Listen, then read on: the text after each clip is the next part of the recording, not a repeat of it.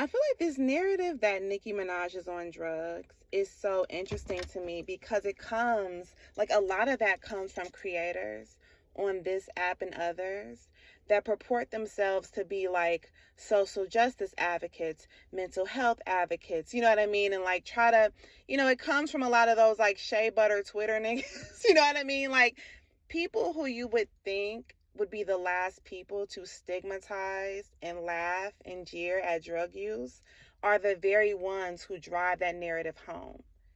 I find that very, very interesting, right? Because it's like, let's just say that Nicki Minaj was on drugs. What would be funny about that? Would we laugh at that if it was anyone else? If you really thought that she was on drugs, wouldn't that explain maybe the, what you like to describe as erratic behavior? So if you believe that she's crazy and then you believe that she's on drugs, why does it then become content that you proceed to laugh and jeer at, considering that you try to position yourself as morally superior to other people on the internet? You know? Like, it's not like it comes from Tasha K. You know what I'm saying? Like, it's this lady that I watch on YouTube. She's a leftist content creator. Her first name is Olay.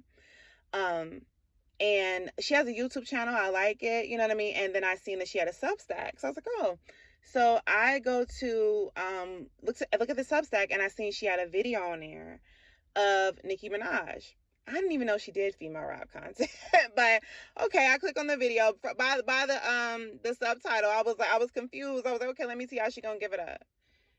We are in there just a cackling, a keying. Like literally accusing this lady of being on drugs. You have not witnessed this woman take drugs. And you are stigmatizing her behavior. Do you know how many black girls are animated? Baby, I do a full perimeter around the room when I be talking and laughing. And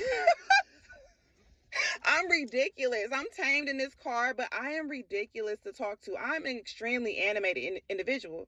So when I see people say, oh, she's on drugs, I'm like, babe, like, who do you bitches be around? Who do y'all hang around? Who was y'all aunties? Who was y'all mamas? Like, people who like animate themselves and change their voices and shit like that, they're on coke. They're on drugs. You sitting up here stigmatizing the behavior of black women, and you're a black woman, and then you profess to be like some type of social justice. It's just like, bro, what the fuck am I looking at? Listen, it can be Uchi Wally Wally, or it could be one mic. You can be whoever the fuck you want to be in this world, but you can't have it both ways. It can't be both, baby. Like, that's what I'm saying. It's just like, are y'all social justice advocates, or are you, do you want to be in the mud with everybody else? Which is fine.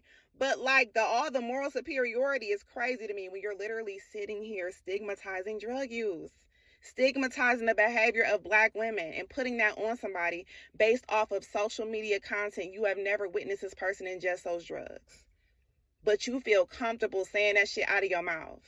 But you notice that the same women who do that with Nicki Minaj, all these black women, these pro-black women who stigmatize her behavior, they have none of that criticism for Cardi B. And I'm not saying that they should. I think that painting narratives around people without knowing them is irresponsible. So I'm not calling for that. But I'm saying, if you notice, why was nobody calling that phone call about Ice Spice a coke rant? You see what I'm saying? And this is not about, I'm not trying to recruit bitches in the gag city. This is not even me defending Nicki Minaj. This conversation is about you, black women. Why? I want y'all to think about that. You are watching and listening to somebody stigmatize your behavior. How do you think that translates in your own life? You know what I'm saying? I just feel like, does that dumb us down? Does that make you turn down? Because you feel like somebody is, if you get too expressive, or if you change yourself, if you animate yourself, that somebody might associate that behavior with drug use. So this is, to me, it's bigger than a conversation about Nicki and Cardi. One has to ask themselves, why is the media pushing that on you? Drug use, coke rant, all that. Why? You know what I'm saying? Without actually having, mind you, one bar put me on in the comment section that Nicki actually got tested for that in a lawsuit. I didn't know that she got tested for that in a lawsuit. Do you notice that the media, I didn't even know that. You see what I'm saying? Like, the media never covered that. I found that out from a barb in the comment section. Because I never seen that in the media. So it's just like, you know what I'm saying? I just want you to think about that. When you are listening to this stuff, ask yourself, why is this person? They've never seen her take drugs. And while Nicki's behavior could be associated with drug use, I don't know her. But it could also be associated with her being a theater kid and an animated person. We were introduced to her this way. Nicki has always been very expressive and animated. So one has to ask themselves, if it wasn't drug use back then, why did it become drug use after 2018?